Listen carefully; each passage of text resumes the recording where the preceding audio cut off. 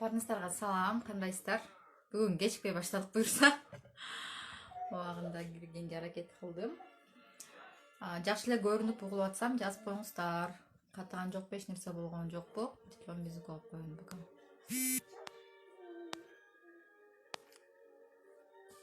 Связь кандай болуп атат? Баары жакшы элеби? 1-2 минут күтөлү. Дагы кошулушсун. Мама. Дагы кошулгандан кийин баштайлы. Ана сүт ичем деди. Кана сүт? Жактан эле айран берип турчу. Барды жакшы, бир аз кошулат. Күтө туралы, дагы бир аз кошулушсун, анан баштайлы сабагыбызды. Жакшы көрүнсө эле болду башкысы. Хорошо. Так, эл кошулгуча сиздерге бир суроо берейин. Азыркы учурда өзүңүздөрдүн энергияңыздар кандай болуп атат? Азыр как раз үйдө отурасыздар, баардыгыбыз үйдөбүз, эч жака чыкпай калдык, эч нерсе кылбай калдык. Состояние кандай болуп атат? Бүгүн кичине суураак болуп, мен жуу кийинип отуруп алдым да. Состояние кандай болуп атат? Энергияңар барбы, жокпу? Бир нерсе кылып атасыңарбы, же болбосо эч нерсе кылгыңар келбей атабы? Вообще карантин кандай өтүп атат? Мисалы, мен көп нерсе жетишпей атам. Чынын айтканда, действительно жетишпей атам. Сиздерде кандай болуп атат? Балким кечке кино көрүп, сериал көрүп, телевизор көрүп, социалдык тармактарда эле отурасыздарбы, же болбосо жетишпей атасыздарбы? Убакытыңыздар кандай өтүп атат? Өзүңүздөрдүн энергияңыздар кандай болуп атат карантинде? Кимде кандай состояние болуп атат? Өзүңөр жөнүндө, ички состояниеңер жөнүндө айта кетсеңиздер, энергия боюнча.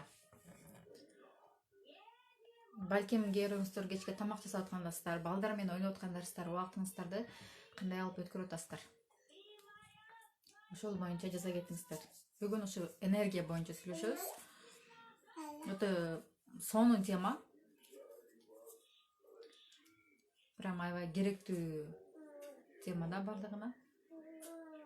Кандайсыз, Алеже?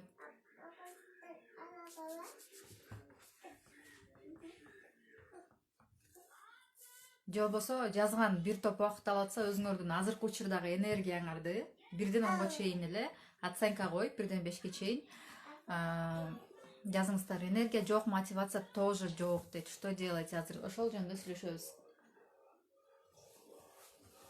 Мен силерге, как обычно, өзүмдүн примеримди айтып берем.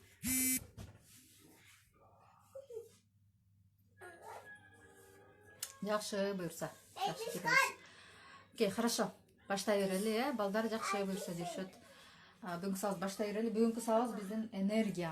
Энергия жөнүндө болмокчу. Как быть постоянно в ресурсе. То есть постоянно энергияны каяктан алып турабыз. Энергия каяктан алып, постоянно бардык жагына жетишип, тияка жетишип, бияка жетишип. Ошону кандай кылып турабыз? Например, өзүңүздөр деле байкасаңыздар, кээде болот да, ушундай состояние прям бардык жагына жетишебиз да. Эрте турабыз, тамак жасайбыз, үйдүн баарын жыйнап чыгабыз, балдарды да караганга жетишебиз, Эгерде мамочка болсок, үйдө отурган бир нерсени окуй калабыз, бир китеп окуй калып, тияка бияка ышылса. Бывает такие дни, когда все успеваем, прям бардык нерсени жетишип, бардык нерсени жасап салабыз да, бир күн ичинде. У меня тоже такие состояния болуп турат да.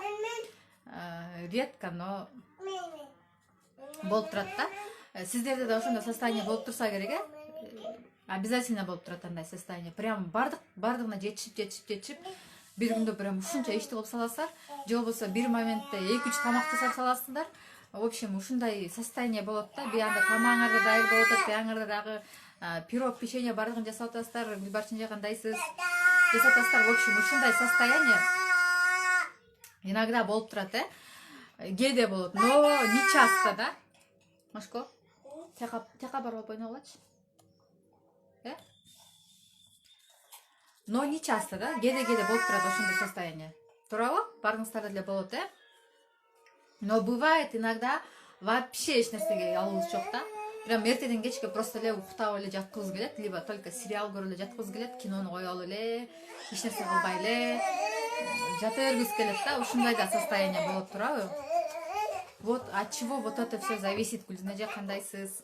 От всего зависит. Мисалы, бывает иногда сиздер жумушка барыш керек. Когда жумуш иштеп жүргөн учурда айла жок туруп кетесиңер да. Прям өзүңөргө жакпаган, көңүлүңөргө жакпаган жумуш эртең менен айла жок туруп прям через себя переступаете, через себя кыласыңар да, прям через не хочу кыласыңар да ошол нерсеничи.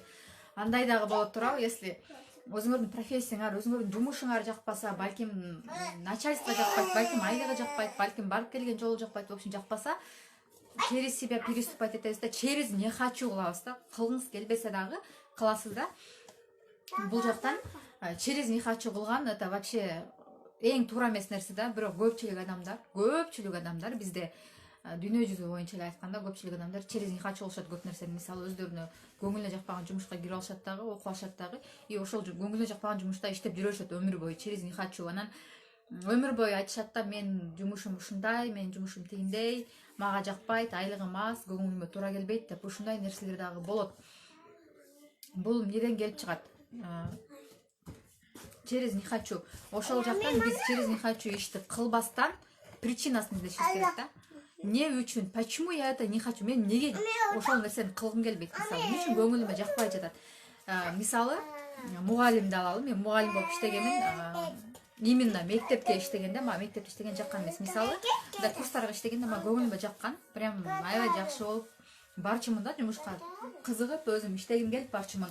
А вот мектепте иштегенде мен айла жок эле барчумун да. Анан аягында где-то бир декретке чыкканыма 3 жума калды дегенде, мына 3 жумадан кийин как раз жазгы чейрек. Вот, эчтеке тартпайт дейт. Жазгы чейрек келатканда до конца чейректи чыгарбай 1-мартта декретке чыгып кеткенмин да. Заранее жаздырып, врачыма жаздыртып, УЗИге жаздыртып, документтерди 2-3 жума коштуртуп туруп чыгып кеткем. Мне настолько надоело мектепчи, настолько мен энергиямды алып койчу да, жакчу эмес мага. И мен чыгып кеткем да ошол кезде. Ошончо мен азыр до сих пор айтам, мен мектепке барбайм дейм да. Кереги жок мага депчи. Ошондон кийин мен мектепке кайрылган жокмун, декреттен чыгып кеттим. Экинчи декретке, бирок мектепке барбайм дедим. Азыр уже бүгүн апрелдин 19-унда, по-моему, мен уже 1,5 жылдык бүтөт, еще улантышым керек болчу. Аны да кереги жок дедим.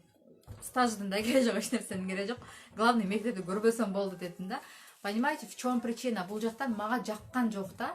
И азыркы состояние, тем более азыр көпчүлүк адам карантинде, стресс, депрессияда. И көбүнчөсүндө мотивация действительно, тем более карантин узартып салганда ого тер түшүп кетти. И азыр мындай иштейм, бурукудай болот деп ойлонуп аткан кезде кайра отуруп калдык да. И ушул жактан причинасын издейбиз. Эмне үчүн ушундай болот? Первая причина: у вас просто-напросто не хватает силы. Күчүңөр жок да, күч жетпейт, ал жетпейт. Бывает такое, что от природы мындай аябай, кандай десем, от природы слабый адамдар болот да, от природы. Это только эмстерге нумеролог айтып берет, конечно. Мен жакында эле вот 2-3 күн болуп калды, нумерологдон консультация алдым эле. Вот ал айтат да, ты от природы вообще слабая дейт, өзүң слабайсың дейт. Например, мен бир ишти кылам, ады ушу сонун 1-2 күн иштейм дагы, максимум 1 жума иштейм дагы, бүт, андан кийин 1 ай жокмун да, сливаюсь, просто жок болуп кетем да. У меня настолько истощена, настолько энергиям жок да ужечи. Хотя 1 күн иштедим, 2 күн иштедим, все, кайра жок болуп кетем. И у меня всегда так до сих пор. И сразу давлением түшүп кетет, башым ооруйт, шалдырайм, жатып калам, вообще турбай жатып калам, бывает иногда. И я вот не понимала, эмнеге ушундай боло берет дечимин да. Ушул акыркы суроодон, ушул суроону акыркы убакта өзүмө көп берип баштадым, потому что 1 жума иштейм, 1 ай жатып калам, же болбосо 1-2 күн иштейм, 1 жума жатып калам, тура албай жатып калам да, настолько без сил, что жатып калам и не понимаю, в чем дело. Хотя тигинде эле ден соолугум подшатывает, болгон жерим ооруп баштайт, бирдеме эле болуп баштайм, в общем, и все, да, без сил. То есть жакшы көрсө кандайсыз, и в чем тут дело? Биринчиси энергия жок, просто күчүңөр жок да, алыңар жок. И представьте, мындай адам баласында любой эле бизди курчап турган нерсе, бардык нерсе энергиядан турат. Ошол эле биздин ойлорубуз, даже биздин эмоцияларыбыз, бардык нерсе эмоциядан турат да. И көбүнчөсү адам энергияны качан алат? Уктап жатканда. Эмне үчүн биз укташыбыз керек, адам баласы? Эмне үчүн биз уктайбыз? Потому что ошо биз уктаган маалда биздин энергиябыз толукталат да. Наполняется, энергия наполняется. Но байкасаңыздар, кээ бир күндөрү прям ушунчалык уйкуңар канып турат. Уйкуңар канып, прям эртеңден турганда энергично турасыздар да, кутман кеч. Прям энергично сонун турасыздар да. Хоть аз саат уктасаңыздар деле. Аз эле саат уктадыңыздар, но энергично сонун турасыздар. Но кээ бир күндөрү хоть канча саат уктабагыла, эртеңден турсаңар деле то же самое состояние. Мурунку күнү кандай болсо эртеси деле ошондой. Кимде ошондой болот? Либо азыр ошондой болот. Вроде уктап атасыңар, вроде все нормально, но на утро вы уже истощены. Эртең менен турдуңар, уже энергияңар жок, уже алыңар жок, күчүңөр жок, эч нерсе кылгыңар келбейт. Утром ойгонгон деле. Кимде ошондой состояние болот азыр? Кто себя узнает? И весь день ошентип жүрө бересиздер да? Как-то, лишь бы деп элечи. Кимде ошондой состояние болот?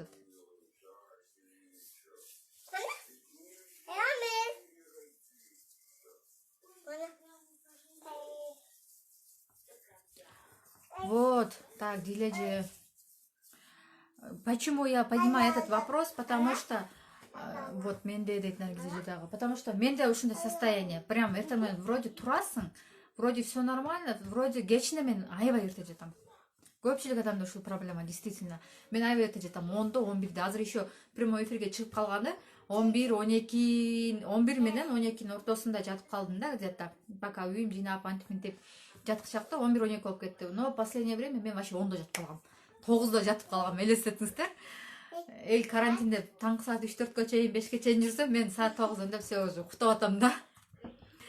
Менде ар дайым ушундай дейт, көрдүңүздөрбү? Вот мен аз уктасам, мен да энергичный жүрөм, это вообще супер. Вот вы всем так, да? Но көпчүлүк ушундай. Но эртең менен турганда тура албайм да. Эрте жатам, эмнеге? Чтобы эрте турайын деп. Но эртең менен, как обычно, баягыдай эле саат 9-да, 10-до, бывает иногда вообще 11-де ушундай туруп каламын да. И ошонун вопросун мен көп издедим. Не могла найти. В чем дело? Даже нумерологка кайрылдым. Ладно, у тебя ты от природы слабая, но у тебя энергетика сильная, да? Настолько энергетика у тебя прет. И ошол энергетиканы сен туура эмес жака кетирип атасың көпчүлүк учурда. И поэтому слабость болгон үчүн из-за этого деди. Хорошо, ладно дедим. Энергиямды туура жака кетирейин деп. Наргиза кайсы марафондо айтып атасыз? Тура руслага бурайын. Хорошо дедим. Но кайреле что-то аны деле кылдым, муну деле кылдым. Что-то не получается. Вроде мотивационный видео көрүп баштадым. Постоянно эле көрөм, но курстарды көрүп атам, это делаю, то делаю. Постоянно, да, уже какой промежуток времени ошол нерсени кылып келатам. Негатив ойлогонго аракет кылам. Конечно, негатив болот в любом случае, но токтотуп коем, да, негатив ойлоп келатам, токтотуп коем. Все будет хорошо, баары ойдогудай болот, баары жакшы болот депчи. Но жок, экинчи марафонго катышкан жокмун. Эми биринчисин жеңгенден кийин экинчисинде башкаларга деле мүмкүнчүлүк берели да. Ошого дагы шүгүр. И ошондой ситуация болду да.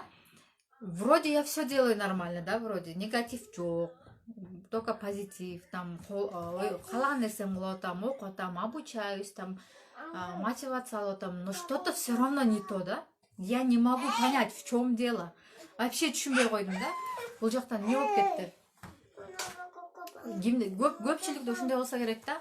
Эгерде сен жалкоо болуп атасыңбы, тигил болуп атасың, бул болуп атасың, демек сага мотивация жетпей атат, иштей албай атасың, ишти баштай албай атасың. Мына могуларды кара, булар мондай ийгиликке жетти, тигилер тигиндей ийгиликке жетти, сен дагы деле отурасың десең, вроде бы башкалардын зарплатасын, ой бул мынча сом тапты, тигил тигинче сом таап атат дегенде, как бы мотивацияң вроде көтөрүлөт, вроде поднимается.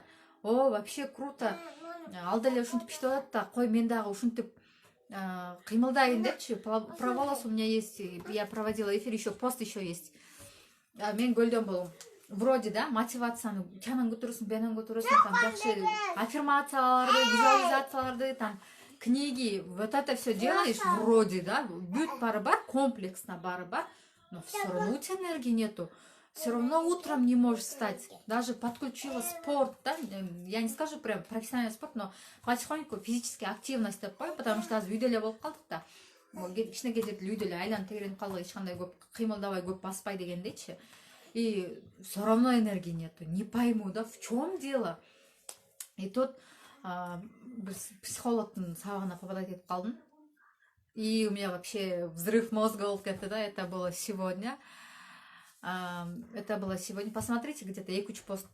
Нет, Анжеликага чейинки посттарда болчу.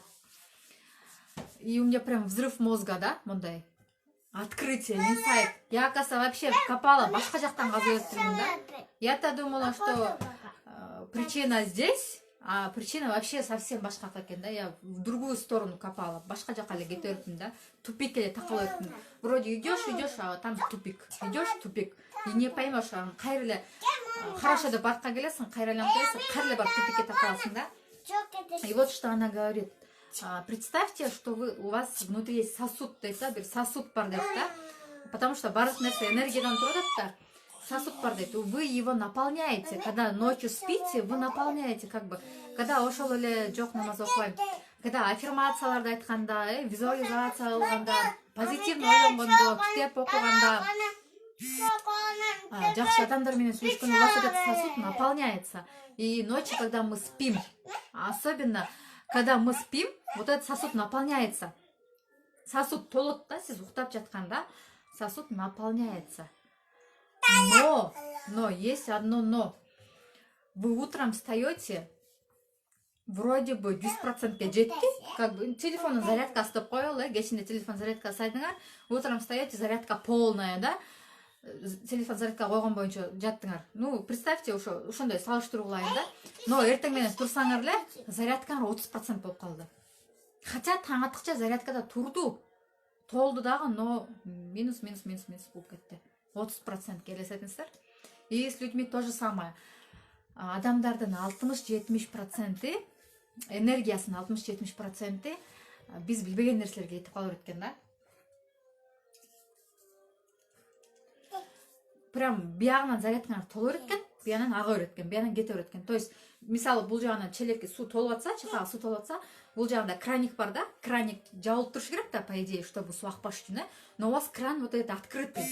И келген биягынан толгон энергия биягынан кете берет. То есть, биягынан толгон суу биягынан кете берет да, мисалы кран ачылып турсачы, и здесь то же самое, биягынан толуп атат, биягынан кетип атат.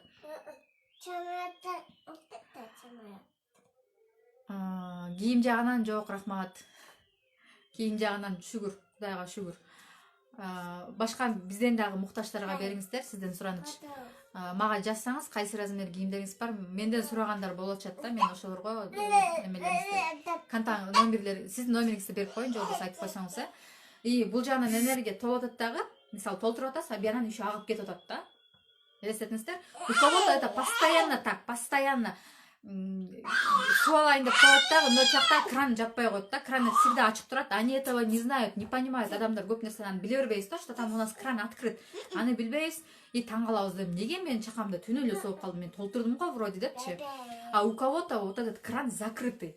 Краны жабык турат и, конечно, аныкы суу толот и потихоньку тура жакка коротот да сууну по назначению, да. А у нас просто никуда кетип калат да, жөн эле алган суубуз никуда. То есть биздин чогулткан энергиябыз никуда уходит. Почему? Кандай деп ойлойсуздар? Мунун причинасы эмнеде? Оюңуздар жаза кетиңиздер.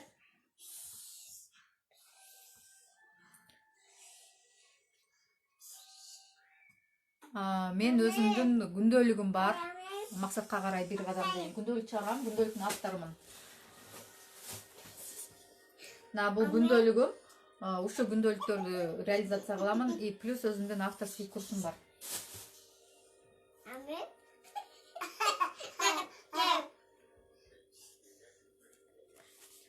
Кандай ойлойсуздар? Эмне үчүн кайра эле биз толгон энергиябыз кайра эле бияктан сливается? Почему? Кимде кандай ойлор бар? Ойлоңуздар жаза кетиңиздер. Почему так происходит вообще? Почему? И действительно, азыркы учурда у всех там выражена, да, прям ушундай подавленность, прям энергиянын жогу, эч нерсеге жетишпеген, эч нерсе кылгысы келбеген. Көрсөтсөм, мен кечинде ошол боюнча постты киргизип коеюнчу, кыска видео бар эле күндөлүк боюнча.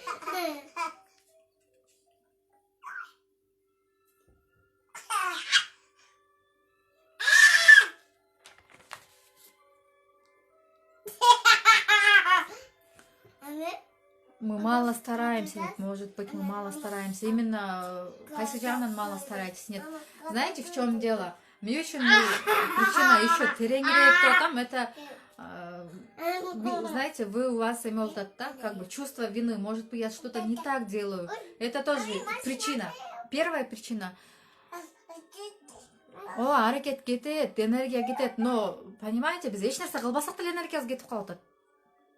Энергияны туура эмес пайдаланып атабыз. Каким образом? Бессознательно. Биз аны билбейбиз деле. Энергиябыз каяка кеткенин мы бессознательно не знаем. Бул биринчиси эмоциялар. Любые эмоции, будь они позитивные либо негативные, бардык эмоция энергиядан турат да. Бүт бары энергиядан турат. И какие эмоции вы переживаете, это все депрессия болушу мүмкүн дейт. Ну, не у всех депрессия. Бардыгында эле эмес, депрессия азыркы учурда. Бардык нерсе энергиядан турат. Хоть позитивная, хоть негативная эмоция, да? Вот в чем дело. И биз ошол эмоцияны мы неправильно проживаем. И вот негатив ойлордон эң туура айтып атасыз, Алина эже. Убакытты туура эмес пайдаланган, это тоже одно из причин. Но бывает такое, что вроде нормасында өзүңдүн нормаңды уктасаң деле эртең вообще подавленный ойгоносуң да.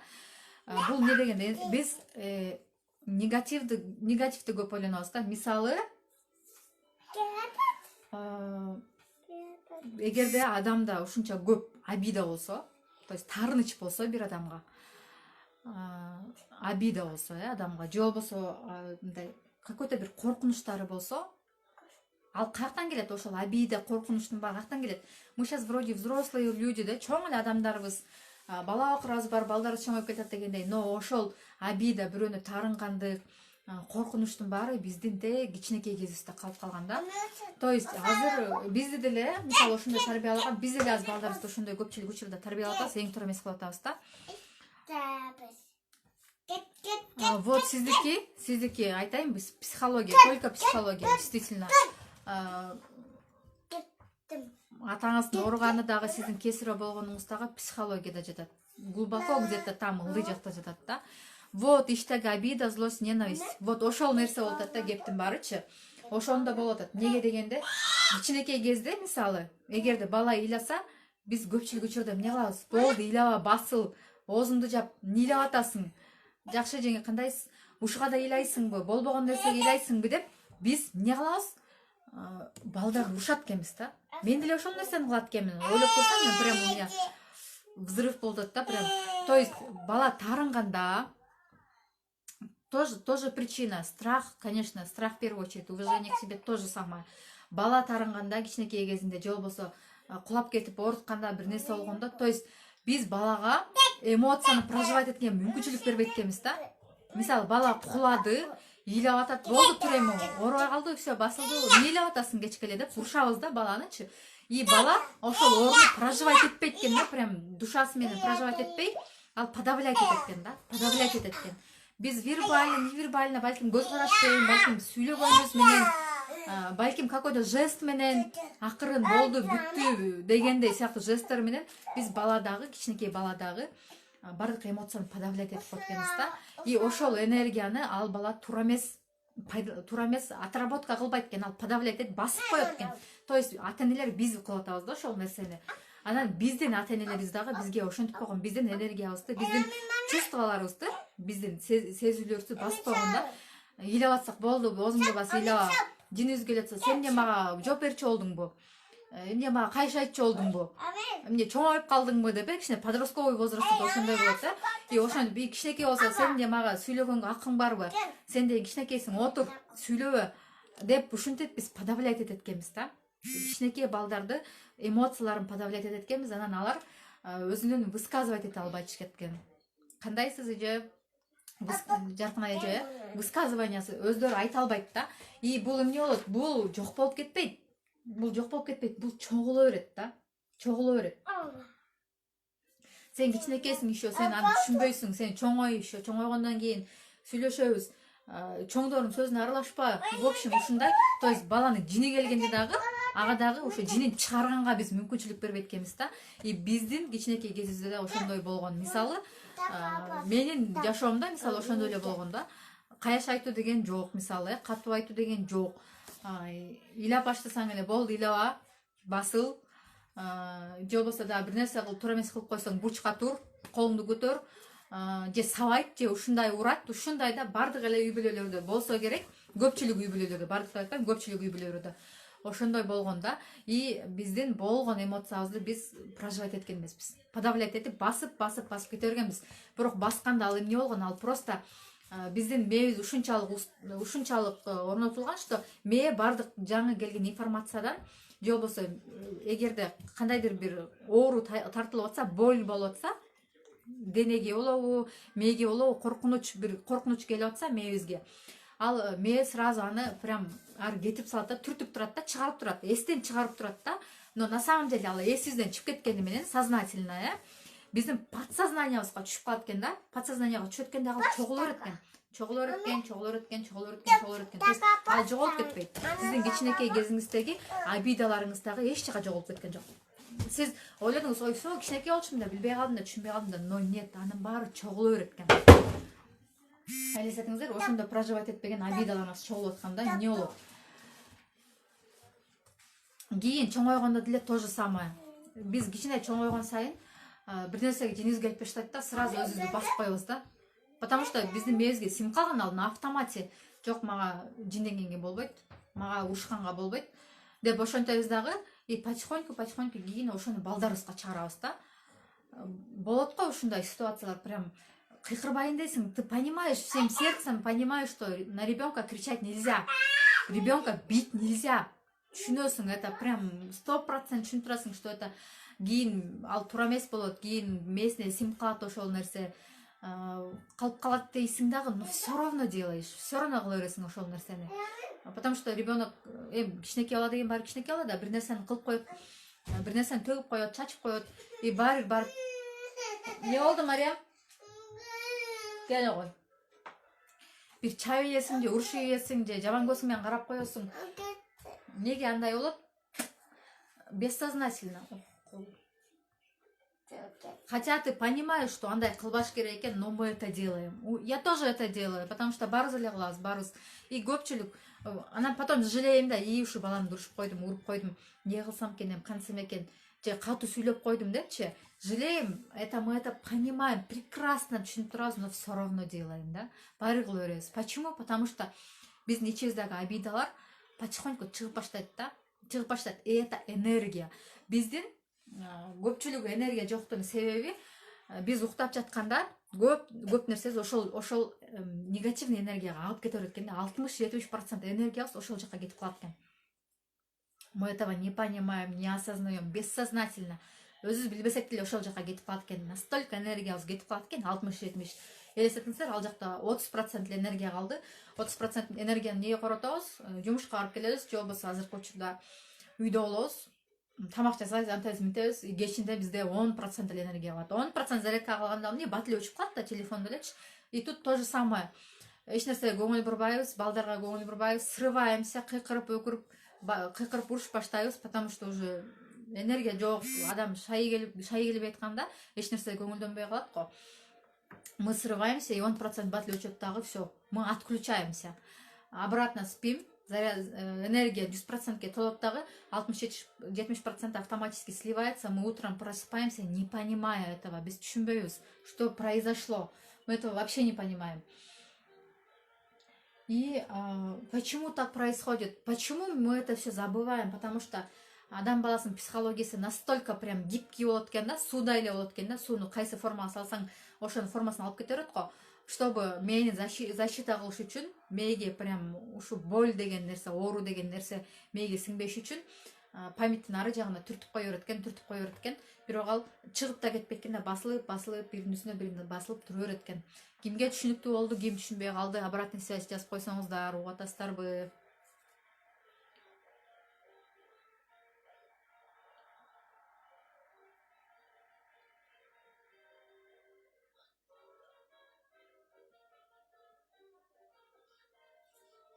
Түшүнүп атсаңыздар, жазып коюңуздар.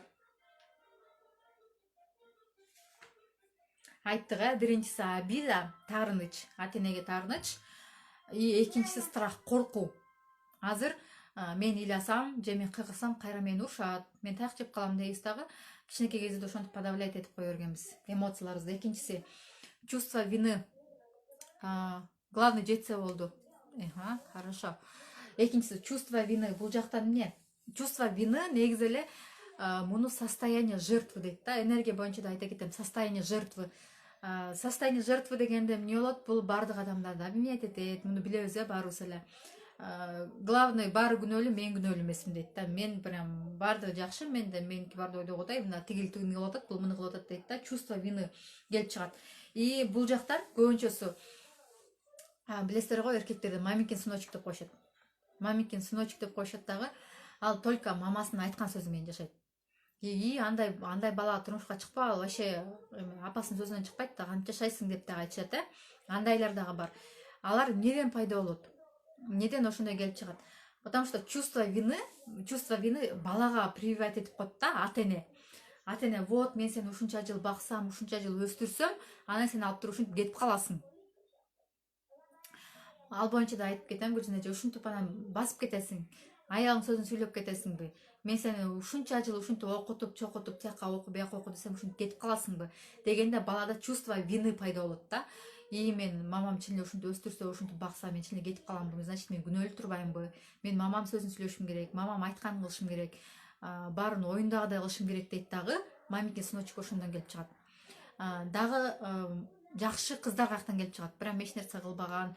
Көбүнчө билесиз, байкасаңыздар, мектепте окуп жүргөн кезде баары сонун шикарно, аба буюрса сактайм эфирди. Эч жака баспайт, лишний баспайт, тияка барбайт, бияка барбайт. Анан шаарга келгенде, обычно айылдарда жүрүп, эч жака барбай, жакшы окуп жүргөн кыздар шаарга келгенде жаман жолдорго түшүп кетет да. Бат эле жаман жолдорго түшүп кетет. Биринчи, экинчи курста ушунчалык өзгөрүп кетет, что прям таң каласың да, вроде мектепте башкача эле го, бияктан башкача болуп калды депчи. Бул дагы ошондой да. Мамасы дагы тигинтпе, мынтпе, мен сен үчүн кылып атам, тигил бул деп мээсине киргизе берген.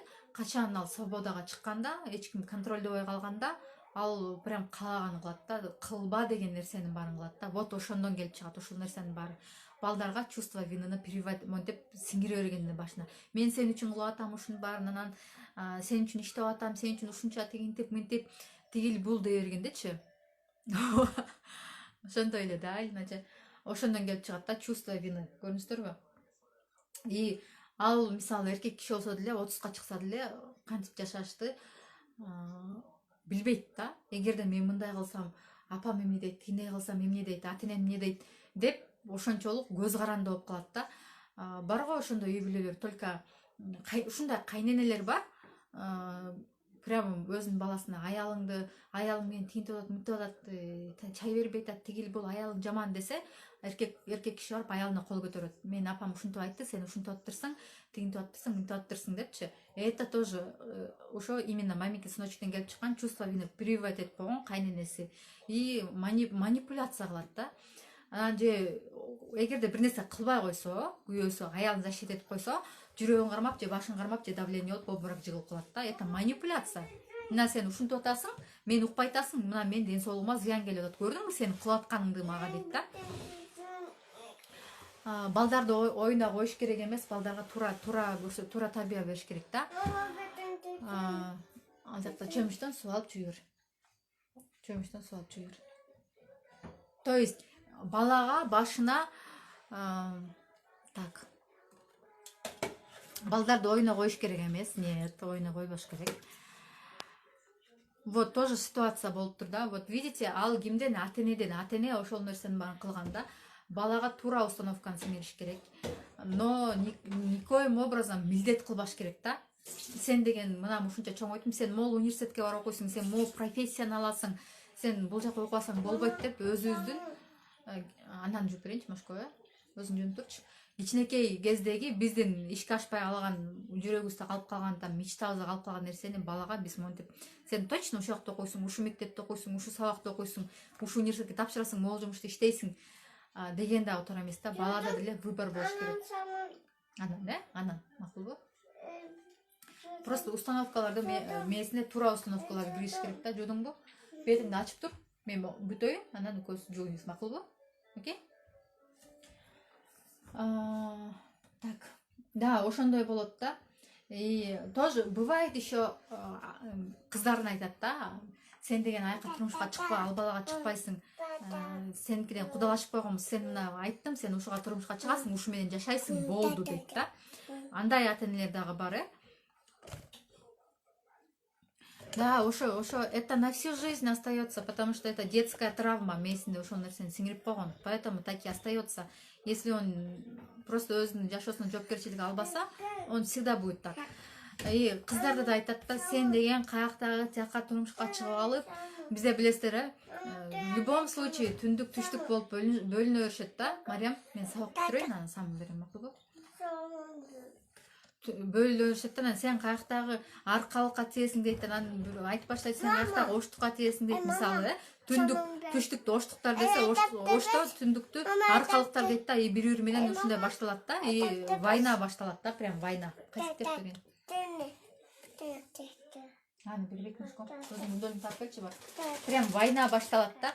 Жок, сен ага турмушка чыкпайсың, мына биз Аяшыбыздын, Аяш атаңдын баласы менен сүйлөшүп койдук, ошо турмушка чыгасың, и все, ошо менен жашайсың депчи. Ошондой кылып коет да. И в конце концов не болот, ал турмушка чыгат. И муж оказывается тираном. Домашнее насилие пайда болот ошол жактан. Мушко. Азыр бошоюн, макулбу? Жок, муну без. Барып ойноп турчу мушкуле.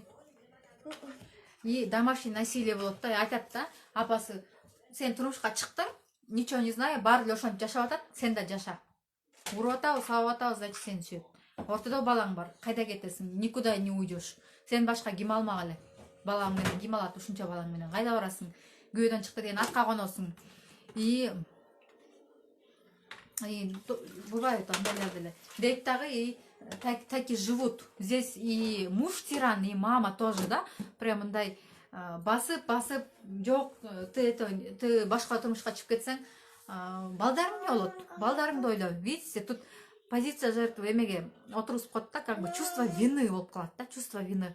И чын эле балдарым кантип атасы өсөт. Мисалы, мен башкага турмушка чыгып кетсем, атасындай карай алабы, ошончолук мээрим төгө алабы, мен жалгыз атасы жок балдарыма эмне деп айтам, лучше жашай берейин деп көп айымдар, особенно кыргыз айымдар чыдап жашай беришет да.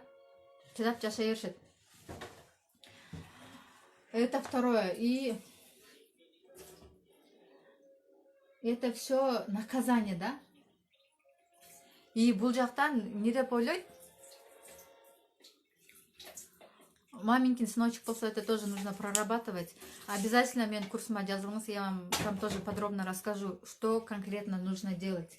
И булар көнүп калышканда, значит, обязательно какой-то бир страх, обида бар да, жүрөктө барырчы, наказание болот. Мен азыр мындай кылып койсом, ойлойт да, ал аял деле ойлойт, азыр мен хорошо ажырашып кетсем, мен үйүмө батпайм, апам урушат, тигил бул дейт дагы, и чувство вины появляется за то, что она такая, за то, что она развелась потом. Если разведется, она будет чувствовать себя виноватой, өзүн күнөөлүү сезет. И что тут появляется? Ал сөзсүз түрдө наказание издейт да. Либо апасы урушат, жөн отур деп, либо жолдошу кол көтөрөт же урушат, либо она сама себя наказывает. Каким образом? Аны мээсе настолько көнүп калган, бир нерсе туура эмес кылдыңбы, обязательно наказание болот. Ыйладыңбы, наказание болот. Жыгылдыңбы, тоже наказание болот. Кичинекей кезибизде, потому что биз балдарга ошону сиңирип койдук экенбиз да. Жыгылдыңбы, эмне болуптур, турса жыгылсаң тур. Эмне илеп атасың деп кайра урушуп коет экенбиз, ушундай кыла берет экенбиз дагы. И наказание каядан чыгат? Ден соолук жагынан чыгат да. У нее что-то не получается, может быть, акчасын жоготуп алат, может быть, ее еще что-то сделают, в общем, обманут еще, же болбосо ооруп калат, в общем, өзүнөн өзү эле жаман ситуациялар чыга берет да. 5 бала менен, конечно, это тяжело, даже бир бала менен да тяжело. Так, подожди.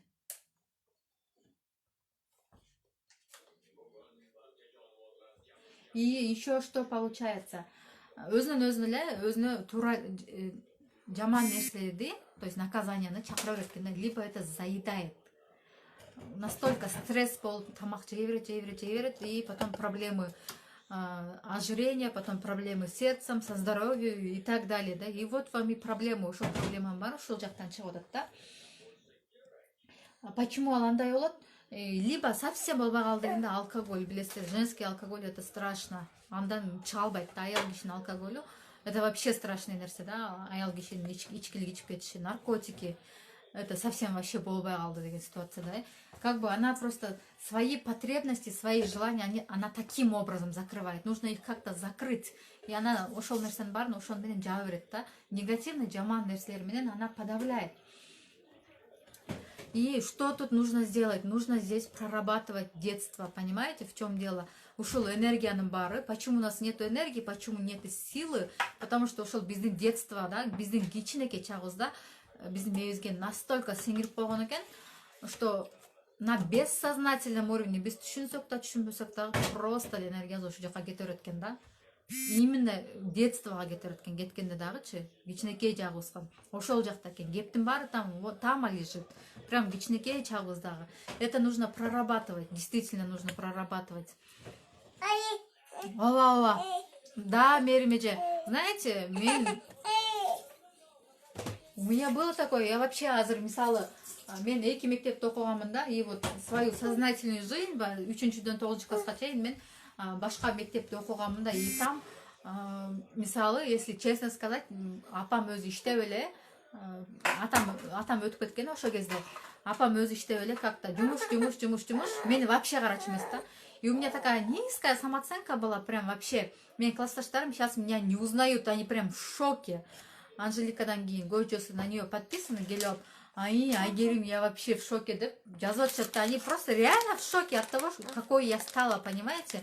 Какой я была, какой я стала.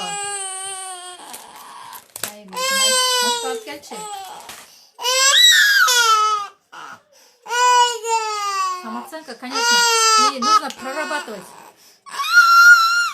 Не ваймен сага. Алып кетип калды, ал өчүп калган телефонун баламды. Кана, берчи эжеси. Эжеси.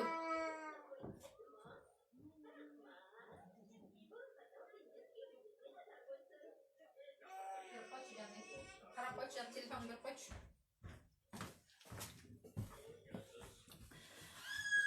И элестетиңиздер, ал мындай болуп, ушундай ситуация болду. Сиздер прям настолько там детствода совсем ушунчалык установкалар бар. Может быть, бүт установканын баары биздин 8 жашка чейин сиңет экен да, мээбизге 8 жашка чейин все закладывается в голове. Жашоо турмуш жөнүндө, тигил бул какой-то бир ситуация жөнүндө, баардык нерсе жөнүндө 8 жашка чейин мээбизге сиңип бүтөт экен да. И 8 жаштан кийин биз ошол нерсени уже мурун үйрөнгөн нерселер менен кылып кете берет экенбиз, ошол нерсени аткарып кете берет экенбиз да. Эми азыр өзүңөрдүн 3 жашыңарды эстеп көргүлө, 5 жашыңарда, 7-8 жашыңарда ата энеңердин силерге болгон отношениясы кандай болгон? Зарядкасы өчөйүн деле калыптыр жаным, өчүп калды. Амечке берип койчу. Өчтү деп айтып койчу. Эстеп көргүлө. И что здесь говорит психолог ушул жерин айтканда, мен аябай ойлонуп калдым да. Эгерде дейт силер 3 жашыңарды, 4-5 мындай бессознательно көп биле бербейсиз го, ошол жаштагы ситуацияларды какой-то бир из момент бар, эстей албайсың, моменты из жизни, да, какой-то бир кээ жерлеринде эсте калат го. Немножко прям мындай как бы кинолентадай болуп кээ бирөөрүн байланат го мээбиздечи. Ошол нерсени эгерде если вы не помните дейт, вообще эсиңерде жок болсо, сүйүнбөгүлө дейт да. Вообще сүйүнбөгүлө дейт. Почему? Потому что, значит, у вас было несчастливое детство. Значит, не үчүн? Почему вы забыли? Потому что детствоңарда у вас были боли, у вас были какие-то проблемы. И ошонуңарды силердин памятиңар просто вытеснила, просто ары кетирип койгон дейт. Если это было бы счастливые моменты, жакшы күндөр болгон болсо, если детствоңарда, силер аны эстемексиңер дейт да, понимаете? Значит, у вас было не такое прям яркое прям детство дейт да, прям не такой яркий десе, Кудайга шүгүр баарыбыз чоңойтушту, но были моменты тарбияда, были какие-то упущения. Баланы тарбиялаганда, бизди тарбиялаганда, значит, какой-то ошондой катуу айткан, урган, соккон, көз караш. Ой, не болду? Өчүп калып турбу? Ай, өчүп калып турбайбы? Өчүп калыптыр, Анан иштетебиз, Макулбу? Анан иштетебиз, макулбу? Ай, өчүп калып турбайбы? Значит, были такие моменты дейт да. И эми элестетиңиздер, азыр биз уже чоңойдук, өзүбүз балалуу, бакыралуу болдук. Ушу жашка келдик. И мындай салыштыруу, стакан дейт. Мама. Тен апат. Эмне алып атасың? Этен. Китепти айырбайсыңбы? Айырбай. Макулбу, айырбай, Айырбай. Апа. Ай. Бул балаган нерсени бул баланы талашып берип экөө кандай болуп атат. И меме Амир сен көп турчу.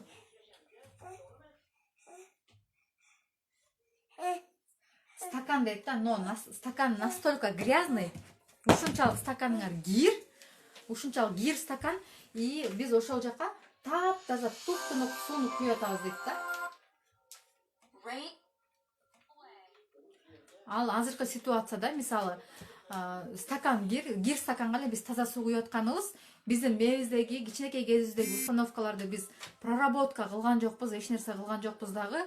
Биз ошонун үстүнө эле таза суу куюп атабыз. То есть өзүбүзгө мотивация берип атабыз, аффирмацияларды айтып атабыз, позитивно ойлонуп атабыз, и визуализация кылып атабыз, китеп окуп атабыз, там курстарга катышып атабыз, тренингтерге катышып атабыз. И в итоге кайра эле стакан кир болсо, кир стаканга сууну, таптаза сууну куйсаңар деле эмне болуп калат? Суу баары мутный болуп кир болуп калат. В итоге что получаем? В итоге биз айланып келип эле кайра эле кир суу болуп калат дагы. И в итоге карасаңар эле кайра результат не тот, который вы ожидали. Потому что окуп бүттүңбү? Берме кандай. Биз деген ага таза суу куйдук да. Но получается почему-то совсем по-другому. Понимаете? Кандайсыз? Кой, силер укуң тетик отуруп ала көргүлөчү, мага көрөйүн, Окей. Алаксыта турайынчы.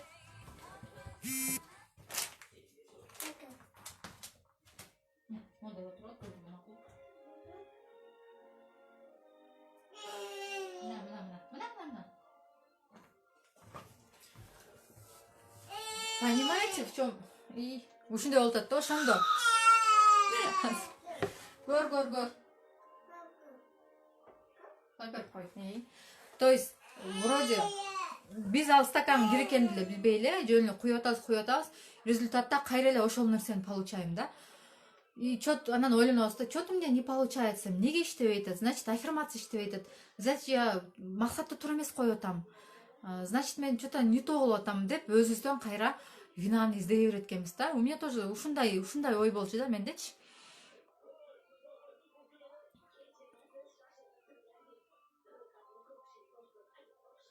Вот, айкыз, көрдүңүзбү?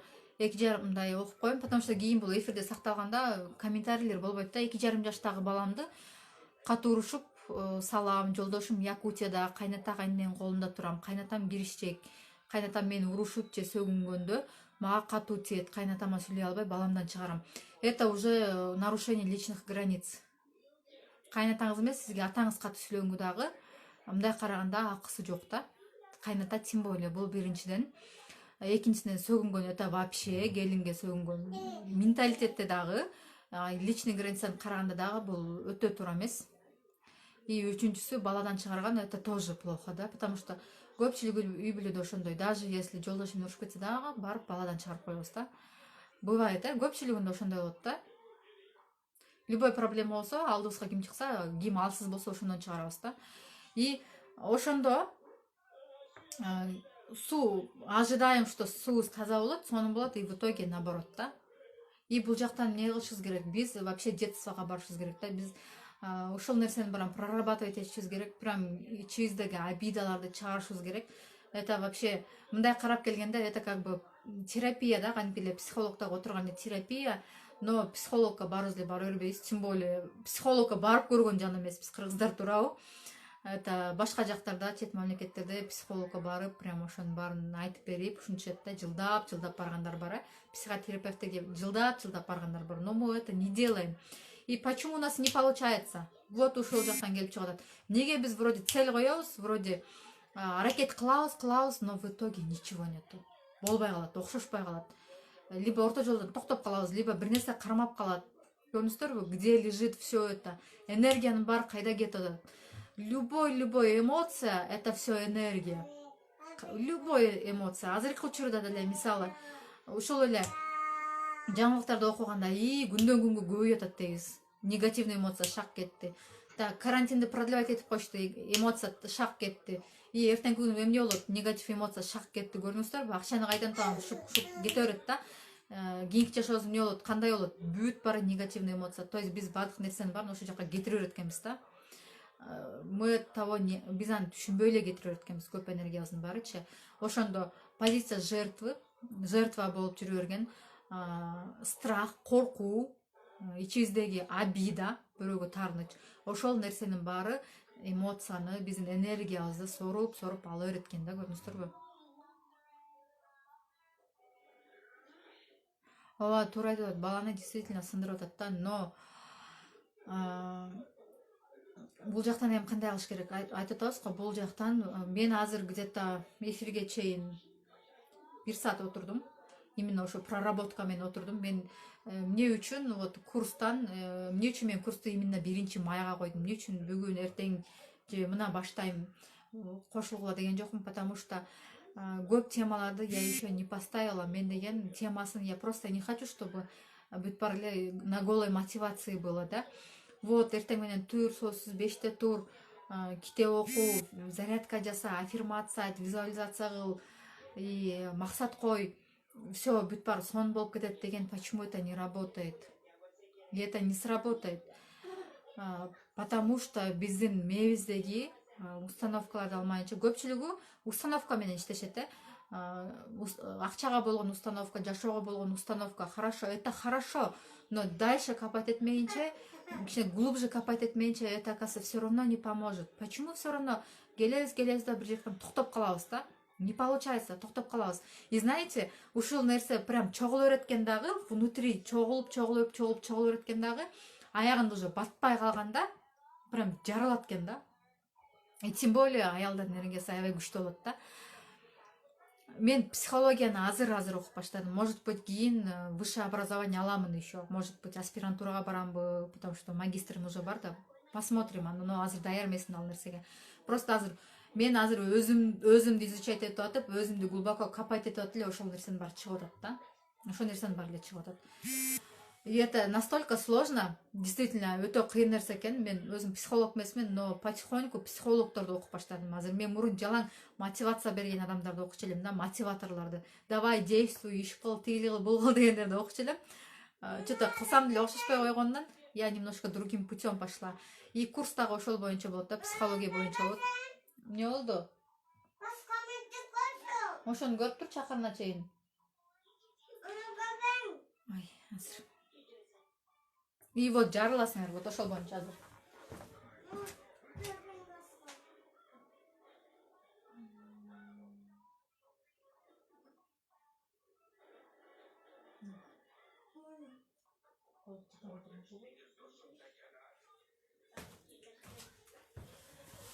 И еще мы сейчас удивляемся, да, бизде көп бир мындай суроо, азыр көпчүлүк учурда оорулар аябай көп пайда болду. Ушунча көп оору пайда болду, прям түрү менен оорулар пайда болду. И женский оорулардын деле аз канча түрү бар. Прям не знаешь, да, прям. Именно конкретно китептерди, именно эме боюнча азыр айта албаймын. Психология боюнча мен пока китеп окуй элек, мен только курстарды угуп атам, тренерлерди угуп атам, вебинарларды угуп атам да. И то выборочно, тандап эле. И көрсө, ошол бизде подавлять эте берген эмоциянын баары, негативный да ал нерсенин баары. Башка коюп берип келдим. Эмне болот экен, акыры барат экен дагы, прям жарылат экенбиз. Либо ушунча жарылат экенбиз, что вот чыдап жүрөп бир чыгарганда, прям это аялдарга это страшная сила, да, прям страшная сила. Либо ошол нерсе оору болуп чыга берет экен. Это оору боюнча дагы, это уж отдельная тема, өзүнчө бир чоң тема экен ал дагы. То есть сыртка чыккан бизге ооруп атканыбыз опухоль, ошол эле миома, киста, любой нерсенин баары, там раздражение, экзема, азыр оорулардын түрлөрү көп, ошол нерсенин баары это все эмоции. То есть болбой калганда, уже батпай калганда адамга ошол нерсе сыртка ушундай болуп чыгат экен да, көрдүңүздөрбү? Как это вообще? То есть эмне үчүн биз баардык нерсени өзүбүз чакыра алабыз деп атпайбызбы? Ооруну дагы, жаманды да, жакшыны дагы. И потом удивляемся, да, мен мисалы ооругум келген жок, мен ооругуну чакырган жокмун депчи. А на самом деле немножко глубоко, немножко дальше качыш керек экен да. Биз оорун чакырбайт экенбиз. Действительно биз оорун чакырбайбыз. Эч ким оорун чакырбайт өзүнө. Жаман нерсени чакырбайт, жаман ситуацияны чакырбайт. Но мындай глубоко казганда ошол нерсенин баары биз өзүбүз кылган болобуз да. Вот. Теперь көрүңүздөрбү, это тоже өзүңүздөрдөн болот да. И что я сейчас предлагаю, это мунун өзүнүн практикасын аябай көп убакыт алат экен. Действительно, прям ыйлайт экенсиңер, мен уже отуруп эле прям ыйлап баштадым. Это нужно прорабатывать, это нужно возвращаться в свое детство, оказывается. Все это пережить заново, ошол обиданын баарын. Өзүбүздүн ичибиздеги внутренняя я, кичинекей кызды ойготот экенбиз да. Ошонун баарын прорабатывать этет экенбиз. И бул практика аябай прям мындай айтып бергенде көп түшүнө бербейт көп адам. Я сейчас мен сиздерге азыр мисалы бул жакта түшүнгөн адамдар отурат да. Но это уже эмеге кетти да, ден соолукка зыян кетти да. Прям аябай глубоко кетет экен да, настолько оорулардын баары, ушул нерсенин баары. Ошону түшүнгөндөн кийин, когда вы это поймете, но буга жетиш үчүн дагы ошол прям ички өзүңө жетиш үчүн дагы еще ступенькалары бар да, прям эмнеден пайда болду, почему так случилось, башынан башташ керек да, копать этип башынан башташ керек, мындай по полочкам келгенде потом только жетет да. Поэтому мен аны только курста айтып беремин. Курста дагы бул биринчи сабак болбойт, где-то ортолорунда барып анан айтам да бул теманы, потому что бул психологиялык как бы практикаларга даяр болуш керек да. Сначала адам өзү даяр болуш керек да. Да, правильно, но прям мындай эле кечирип койгон, это не работает. Это нужно прорабатывать этиш керек, потому что мен ушул сөздү уже канча адамдан уктум, көп адамдан уктум да. Именно ошо психолог тоже, нумеролог болгондо ана тоже психолог дагы да, психологияны да бүткөн экен да. И бүгүн да психологдон уктум да. Нужно прорабатывать, все это переживать. Ошонун баарын чыгаргандан кийин, чыгат дегенден кийин я села прям, баянтан бери мен качып жүргөм, нет, я это не буду делать деп жүргөм да. У меня нету обид никаких, мен ичимде эч кандай немем жок, обидам жок деп жүргөм да. А на самом деле, прям если вот так копаться, аябай көп чыгат экен. Курс у нас эки варианты бар. Если мисалы курс WhatsApp'та болот, 1-майда башталат, 1 ай созулат. 1 ай созулат дагы, жумасына 3 жолу болот сабак. 1-күнү, 3-күнү, 5-күнү WhatsApp'ка аудиолорду таштайм. Азыр мисалы примат утпайм, ушуларды эле аудио кылып таштайм. Күнүндө бир определенный бир убакта, саат 10-до эртең менен. Анан өзүңөр уккандан кийин баардыгын угуп тапшырманы аткарасыздар. Биринчи самостоятельный тапшырмаларды өзүңөр аткарасыздар. То есть ал жактан үй тапшырма эч ким сурабайт да сиздерден. Экинчиси кураторский. Кураторский болгондо ар бир аткарылган тапшырманы, эгерде ортодо суроо болсо, полный тапшырманы мага жөнөтөсүздөр. Мен өзүм полностью получается сиздерге жооп берип турам да. Жөнөтөсүздөр, либо бир жагынан түшүнбөй атсаңыздар, кандайдыр бир суроо болуп атса, тоже мага жөнөтөсүздөр. И обратный связь бар да ал жакта. Эгерде самостоятельный болсо ал 500 сом болот. Самостоятельныйга общий группа ачабыз, чтобы бири-бирин поддерживать эткенге, поддержка болуп турганга. И кураторскийге деле группа болот, тоже общий группа болот. Но именно кураторскийде мен сиздерге обратный связь берип турам. Самостоятельныйга 1 айга 500 сом, ал эми кураторскийдики 1 айга 1000 сом. Баасын жеткиликтүү кылдым. Неге дегенде, баардык айымдар катышканга мүмкүнчүлүк алыш үчүн. Бул анча чоң эмес акча, но энергияны аябай көп алат. Настолько затратный энергияны. Потому что ошол эле психологдун сабагы бар экен. Именно ушул мен сиздерге айтып берип аткан боюнча глубокий сабагы бар экен. Сабагы 10 000 сом турат. 10 000 рубль турат экен, элестетиңиздер. И то скидка менен бергендеги баасы экен 1 айга. Мен вообще аны көрүп алып, буйрса келем, бирок азыр эмес дедим да. Шашпай келем дедим да. Пока 10 000ге мүмкүнчүлүгүм болгондо деп. Ошол азыр эфирибиз бүтөт. Эфирди сөз сактап коем. Суроолоруңуздар болсо, ой пикирлериңиздер болсо, сөзсүз жазыңыздар. Мага директке жазгыла, же болбосо WhatsApp'ка жазгыла, группаларга жазгыла. Ким кайсыл жактан эфирди көрүп аткан болсо, ошол жака обратный связь берип коюңуздар. Обида кетет, спокойно кетет, если будете работать. 30 секунд эле калды. Потому что именно өзүбүздүн үстүбүздү иштейбиз полностью. Мен WhatsApp номерим 0559 20 09 10. Бардыңыздарга, көңүл бурганыңыздарга чоң рахмат. Бейпилтүүн, жакшы туруңуздар. Дагы буюрса, эртең саат 9-да жолугабыз түз эфирде кайрадан. Уже башка темалар менен.